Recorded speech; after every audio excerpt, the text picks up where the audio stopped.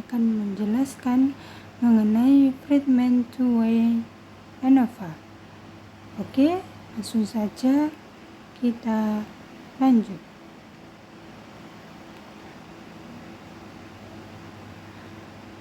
Pertama, pengenalan tentang Friedman two-way ANOVA adalah metode statistik non-parametrik yang digunakan untuk menganalisis data ordinal atau data interval atau rasio yang tidak memenuhi asumsi normalitas. Nah, uji ini berguna ketika Anda ingin membandingkan kinerja atau perbedaan median dari 3 atau lebih kelompok atau kondisi yang saling berhubungan repeated measures. Berikut adalah penjelasan detailnya. Pertama yaitu mengenai konsep dasarnya nih. Tujuan pertama yaitu menguji apakah terdapat perbedaan signifikan antara kelompok dalam eksperimen yang memiliki lebih dari satu faktor atau pengukuran berulang. Kedua, tipe data. Tipe data ini uji yang bekerja pada data ordinal atau interval yang tidak memenuhi asumsi normalitas. Yang ketiga adalah alternatif. Friedman ANOVA adalah alternatif dari repeated measures ANOVA jika data tidak distribusi normal. Selanjutnya yaitu mengenai skenario penggunaan. Jadi Friedman ANOVA biasanya digunakan dalam situasi seperti mengukur performa peserta yang dihadapkan dengan 3 metode pengajaran yang berbeda.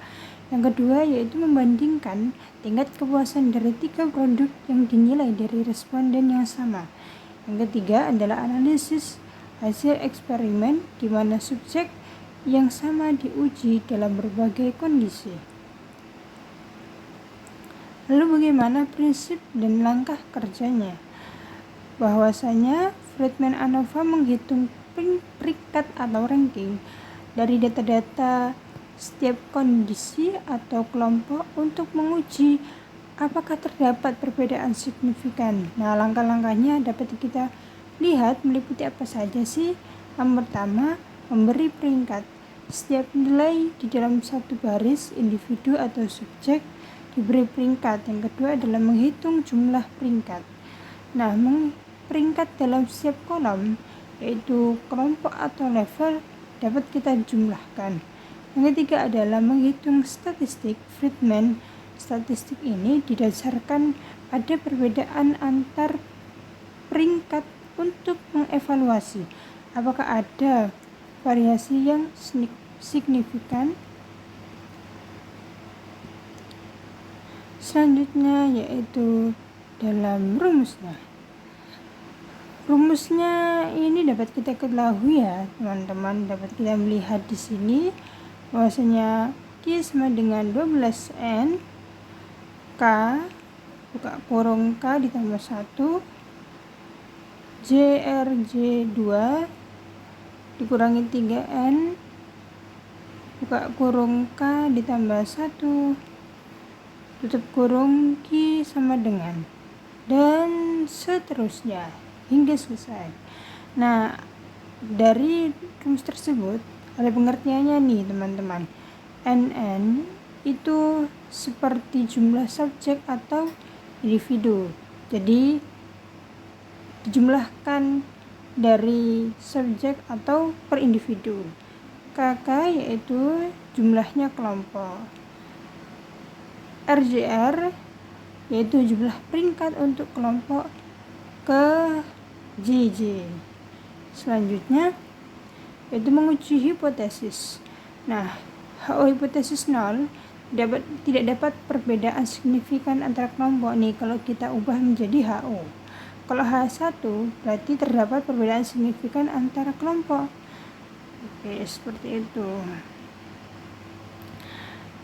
Yang selanjutnya, interpretasi hasil.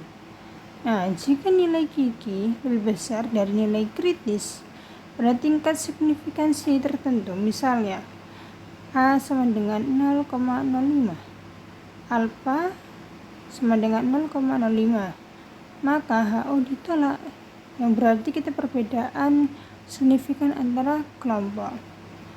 Yang kedua adalah jika G lebih kecil atau sama dengan nilai kritis, maka HO gagal ditolak, yang berarti tidak dapat kita lihat buktinya, perbedaan yang signifikan. Nah, kelebihan dan keterbatasannya apa sih? Cocok nih untuk data ordinal dan non parametrik. Yang kedua, tidak membutuhkan asumsi normalitas data.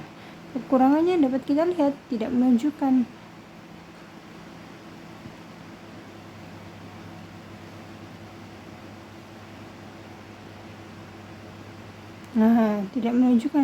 kelompok mana yang berbeda secara signifikan. Uji pos HOC seperti Wilcoxon, Saint-Rankins, dan seterusnya. Nah, cara contohnya ini, misalkan contohnya ada 3 metode pembelajaran yang diterapkan pada 10 siswa, dan setiap siswa memberikan skor untuk masing-masing metode.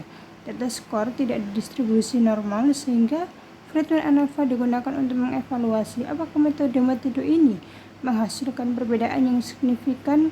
Uji ini sangat berguna dalam riset sosial, pendidikan, atau kesehatan untuk data berulang yang tidak normal.